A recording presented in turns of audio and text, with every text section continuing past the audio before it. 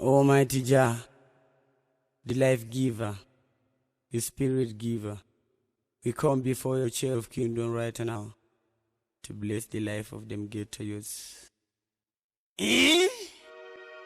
Heavy machine, Chimtara Baba Chati. Ndipewa simbare kushanda nekuti kuti ndinzi baba unge pane kutupamba vana vachitamba bata pana baba. Haleluya tenzi wangu baba wangu mbuzi wangu imba uchema kwangu misodzi yangu baba. Ishe wangu baba mbuzi wangu imba uchema kwangu misodzi yangu baba. Pandabva kure ndichishanda vanovenga vakawanda vatandifanire kukwata nyangwe ndikafamba mumumvuri mumupata kunyangwe mhepo dzanokanda dzibondere ndichifamba ndipedze zvandikavamba pamwe zvainge kutamba apa vakumaka kudai mavarapa vane patimaini. Haleluya tenzi wangu baba wangu mvudzi wangu inzwai uchema kwangu misodzi yangu baba. Ishe wangu baba mbuzi wangu imvai kuchema kwangu misodzi yangu baba. Nemanditumira chiedza handingafambe ndiri ndega iri sango ndorizedza zvikara zvondimedza dai mandiperekedza ingondicherechedza vamwe anondiedza asi mondichengetedza dai mandiperekedza musandirega o baba.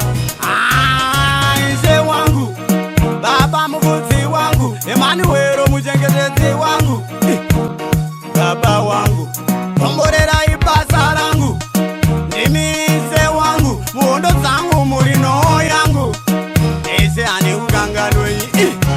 Patinosvika paJorodhani nditakure ndifundisei kushambira ndisanyure patinosvika pagomba nditakure pandinenge ndaneta ishe ndiyamure endotakwa ndoshama patanditadze kutsanya kunamatira kuti ndigofamba ndichengete hama pamwe chati namama andemire kushanda namukandimamira ndimbokwata ndoramba ndine tariro mukanditakura mukandisimudza ndoziva ndichayambuka mukandipfumbamira ndimbokwata ndoramba ndine tariro mukanditakura mukandipfumbamira ndoziva ndichayambuka. Apa ndaneta nekunyengerera vanondipa vachinditinyamira vondinyeya ndichangofuratira daima ndipawo zvangu vandigomborera pavari bhizi netumbiya vachideketera ndiri pahasha mutemberi ndichinyengetera hapana chombo chingagadzwa nganikudibuda ndiye ishe wega anonditungamira. Haleluya tenzi wangu baba wangu mbuzi wangu inzwai uchema kwangu misodzi yangu baba. Ishe wangu baba mbuzi wangu inzwai uchema kwangu misodzi yangu baba.